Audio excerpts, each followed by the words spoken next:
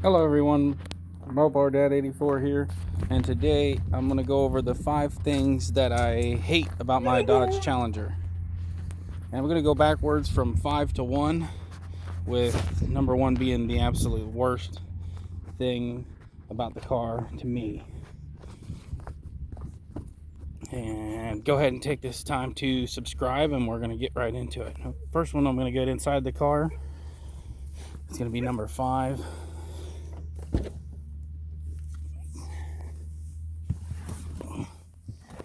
And from inside the car here, might be able to see me a little better now. It's going to be, number 5 for me is going to be that really long hood, really long dash, really long hood. When you're sitting here, you're looking out across there, it's hard to tell where the front of your car is when the hood's that long and it doesn't taper down like most vehicles will. So you get used to it pretty quick. It's not that big a deal. And a lot of it also is that big scoop, the big bulge on the hood that it comes from the factory with, which looks nice. I wouldn't want to get rid of that, but it's something they can work on in the next model and fix that to where, you're not looking out on it. Obviously it's a big car, so it does have a long hood, but it's really not as long as it appears from the inside. And to an example, I drive semis for a living, and I can tell where the front of my semi truck is easier than I can this car. So that gives you a little idea of how long the hood is and how straight it is. It doesn't taper down to where you can easily tell where the front of the car is. Again, it's not that bad. You get used to it pretty quick, but it's just something that they can definitely do a little better on in the next model. And so that was number 5, and number 4 is going to be your visibility, which I think is pretty typical for any of your sports cars. You're not going to have great visibility. I don't really look out the back that much. I use my side mirrors, and I use the backup camera. But yeah, inside this car, you don't have a ton of visibility when you're looking over your shoulder, trying to look over your shoulder. You got that big thing right there, which again, I think most sports cars are made like that. Like if you're looking at a Challenger, Mustang, or Camaro, they're all like that, I think.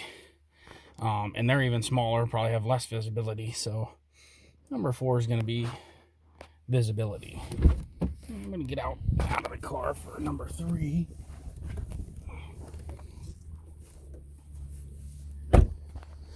Oh, as everybody knows, these are pretty big cars. I mean, for today's standards. The V6 weighs in about 3,800 pounds. If you had the V8, you're looking at you're over 4,000, 4,400 pounds, somewhere around in that area. And third is going to be the weight. They should be shooting for a sports car. You should be shooting for 3,000 pounds, less than that if you can, but it should be down around 3,000 pounds, 3,200 pounds, somewhere around in there for the V6. And the V8's about 3,500 pounds. And then they would be more comparable to a Mustang or Camaro as far as handling and cornering, braking, all that thing. As for these cars, if you get the Hellcat or something, you have a great quarter mile times because you got all that horsepower. But if you get them on a track, they're not going to handle as good as the Mustang or Camaro because, again, the Mustang Camaro's around 3,000 pounds, 3,400 pounds with a V8, somewhere around in there. Whereas, the V8 and the Challenger, you're looking at like 4,400 pounds, 4,600 pounds. It's extremely heavy. And that's part of the reason why I got the V6. If I later on down the road twin turbocharge this car, supercharge the car, I'm looking at 500 horsepower roundabouts at the engine, not at the wheels. So you're looking at scat pack power, but you're going to be a lighter car. It's going to handle a lot better on a racetrack, going to stop better, going to accelerate better. All the way around, a better car. 3,800 pounds is a lot better than 4,400 pounds. But again, 3 is going to be the weight. Still, the V6 should be down around 3,200 pounds or something like that. It's an all aluminum engine, so the car has, could have been made a lot lighter. But, that's something they can work on in the next model. And then number 4 is going to be the tires. They're not that wide. Contrary to some people's beliefs, the V6 can spin the tires quite easily, quite well. And 245s are just, they're just not wide enough. At least should have been at least 255s, the very least. 275s would have been good for the back of the car, because as I said in my other videos, you don't really want to spin. You know, it's fun to do burnouts, but it's not fun if you're at the racetrack doing a burnout and the other car's already to the finish line by the time you get rolling. You're just sitting there dancing. So yeah, you don't really want to spin a whole lot. A little bit, it's no okay, but yeah, definitely 275s on the back would have been good. At least 255s all the way around for the V6. The V8s, they should have been, you know. I think I've heard that the Hemi, the 5.7 Hemi, has the same width tires on the back as this does. So, you know, it has got a lot more torque. So that's not good. No wonder it has crappy 0 to 60 times, because you're going to be spinning like crazy even with traction control on. That's just not good. So that was number 4, was the tires. And number 5, for my absolute worst thing that I dislike about the car, I live in the north, so I mean it was just snowing yesterday, and we're talking, it's almost May. So and they make these cars in all-wheel drive. So I mean they've took in consideration that some people up in the north might want to drive a sports car, but then they have the windows that do this.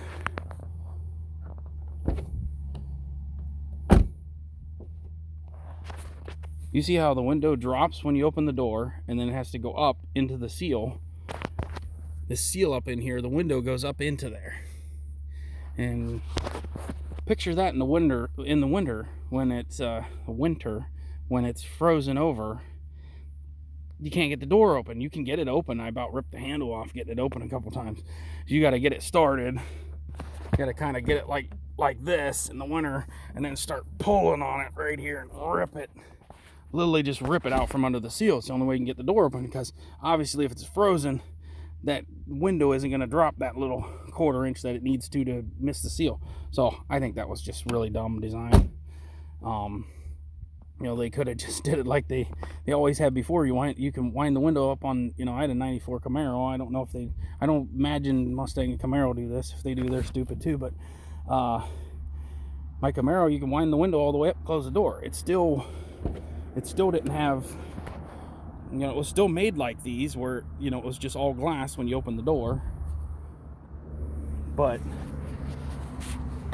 so there wasn't no frame around there or anything, but you could still have the window all the way up and close the door. With this, you can't. It's just automatic the way it's set up.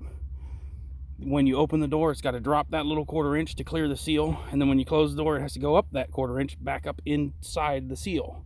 It's really stupid to me, because I mean it works perfectly fine in the south, I'm sure, because their windows don't get froze up all the time. But in the north, that's a pain in the arse, and it could have been avoided. You just don't design it that way, you know. Just make it to where you can the window goes up against the seal like all the other cars did, you know. You know, yeah, I mean, it's just didn't need to be made that way. It was pretty easy fix. This on the next model, don't do that. You know, unless you're just catering to sell to everybody in the south, because and again, I have a truck to run in the winter, so I don't run this in the really bad snow, but light snow I run it in no problem. It actually don't do bad because it has limited slip differential, you know. So you got 2 tires spinning when you need it, so they're very capable of running in the winter.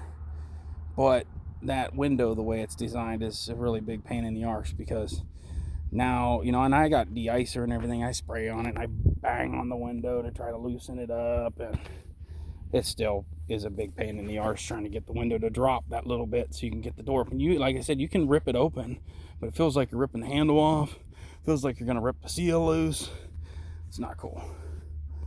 It's not cool at all. So that to me is the absolute definitely worst thing about the car. And this was a hard one to come up with 5 things that I dislike about the car, because overall, it's, you know, if you've seen my other videos, I give the car a lot of praise.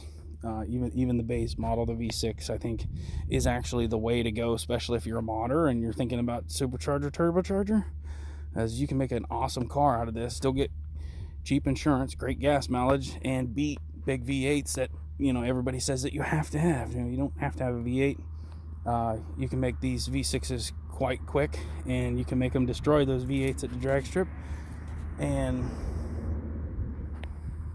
not really that hard to do. You know, for about the cost of the RT, you could build the V6 and demolish SRTs with it. So, I mean, it's all in what you. I like to modify. So, and to me, the base power of the car is pretty decent. So, I mean, it's not killer, but it's not bad either. You know, the base Mustang and Camaro are faster because, again, 3,000 pounds. They're just a little over 3,000 pounds in their base V6 or turbo 4-cylinder version. So obviously they're going to be faster, you know. Until you modify the, you know, the Challenger. If I twin turbocharge this car, obviously it's going to be a lot faster than them, a lot faster than the 5.7 Hemi, a lot faster than the 6.4 Hemi, and right up there running right with the Hellcat.